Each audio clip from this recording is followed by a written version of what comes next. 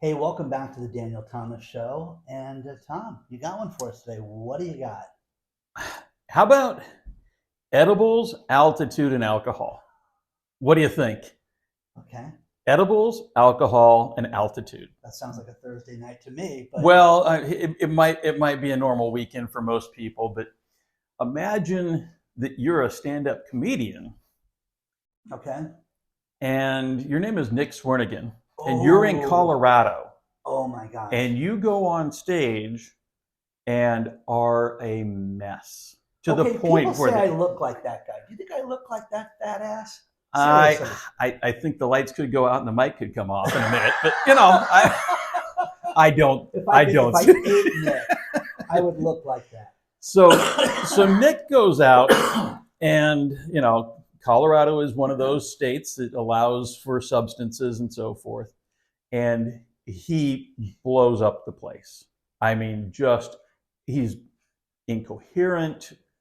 Hey audience, wait a minute, let me get into this, and they boo him off the stage to the point where they turn on the house What lights. are you on? What did you No, smoke beforehand? well, so they turn on the house lights, they turn off his mic, and a guy literally comes out, says, "We gotta get the fuck out of here," and yanks him off stage. Really? And so then this gentleman comes back, announces, we're really sorry, blah blah blah blah. So let me give you the good one. Okay. So Nick, oh, it was just one of those things. I shouldn't have done it, but the altitude here in Colorado, and yeah, I had some edibles beforehand, and maybe I had a couple of drinks, and I mean, they booed him off the stage. Oh, it was great. I mean, I'm just wondering financially what it's going to cost that venue to Oh, refund all those tickets.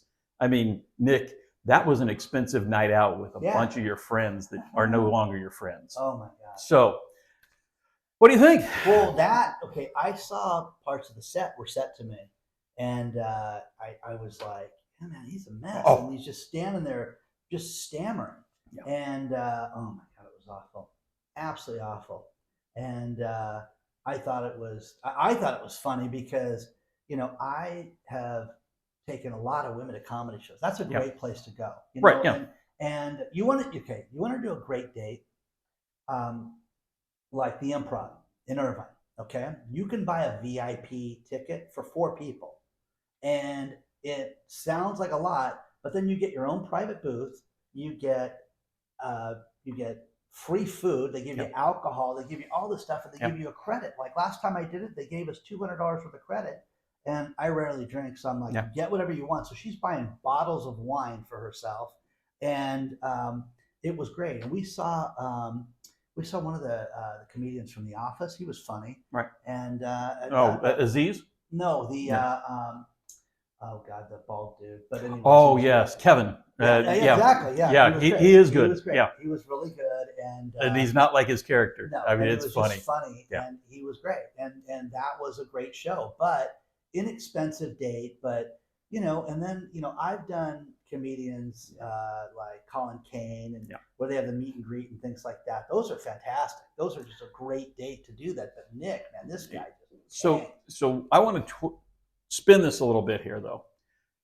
Imagine you and I are in this position, and you're going on stage, and I let you go on stage Oh, that that's way. I horrible. mean, the fact that he didn't have anybody around him just going, "Whoa, this Well, this isn't right." that's the thing about business. That's the Yeah, thing about dating. That's the thing about the stuff. It's like, dude, you're nobody not had his back. nobody.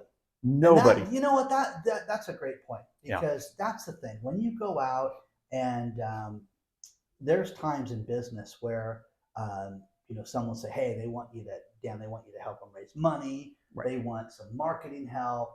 And I'm like, really, I don't know these people. Do I Right. want to work with these people? And then I rely on friends and networks and people I've worked with in the past to sit there and say, yeah, do this.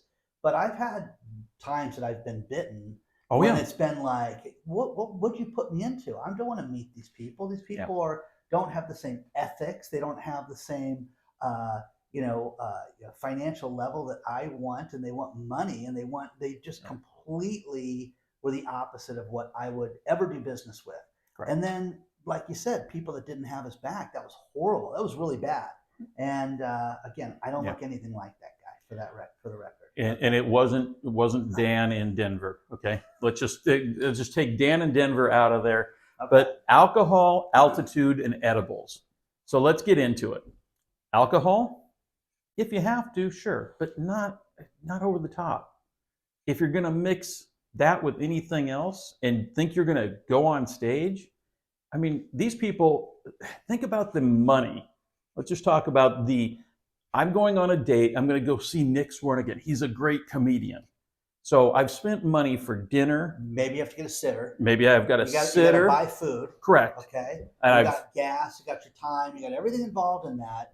And let's just say, what do you think tickets are? 60, 75 bucks? Let's say there's even if they're $50 a crack. Okay, so for the two of us, there. yeah.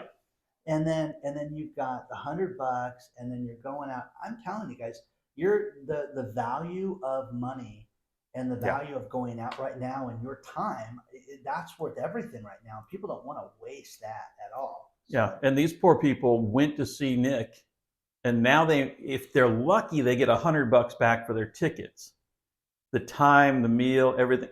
You're going to remember this night, but not for a good thing. And there's so many people. When you look at the crowd, there's so many people that have phones. Yeah. Being held up. It was awful. It really was bad. And I felt, I just was like, yes, you're right. Nobody did anything for that guy. Well, and I think the problem is, at the end of the day, you have to have at least one person who's got your back. And we've talked about this in the past. Where are you? What are you doing? Want to check in, make sure everything's okay. But you've got at least one, if not a couple people on your team at this event, and you're getting nothing from them. They're going, "Hey, Nick, go make a fool out of yourself." You know what's funny is I have a friend of mine that used to go on all the dating sites, and then we'd go for runs on Sunday, and then he'd run through his dates, and I guess I would be a sounding board, and I would just be like, God, he was such a mess because he just couldn't figure out why certain things didn't work and why he couldn't connect with these women. Mm-hmm.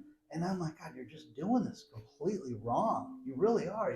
You're going into it with the wrong attitude, and just clear your head. And then when he finally got to date people, when he changed the way he did it. Yeah. So, but man.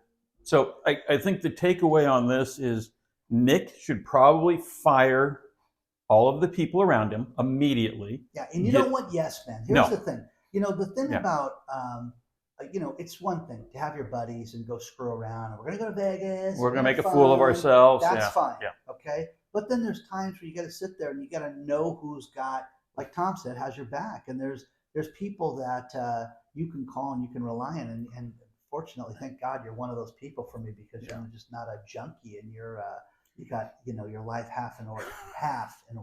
Okay, that's my better half, and she will remind me of that. Yeah, exactly. The reality though is, if you think about it, this is somebody who thought that they could go play when they needed to go to work, and they went out, got the edibles, got some alcohol, everything else. I get it. Being on the road, he might have flown in.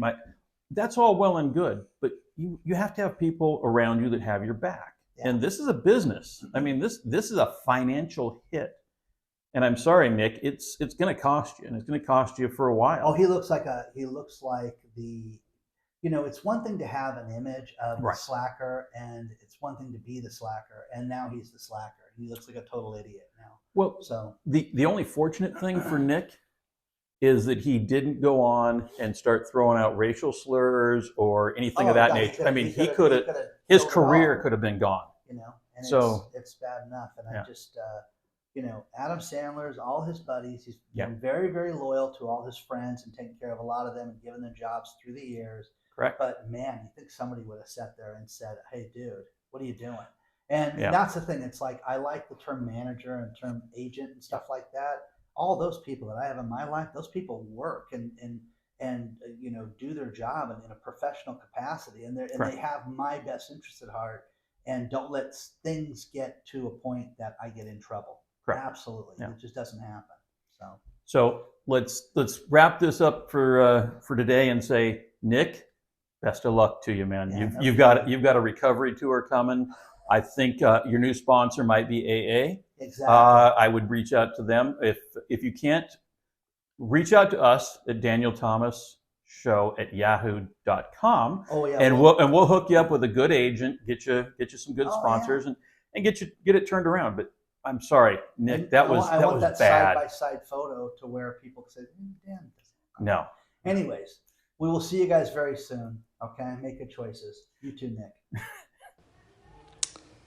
So what do you think? Was that a great episode? Did you see the last episode? Really? This one? I don't know.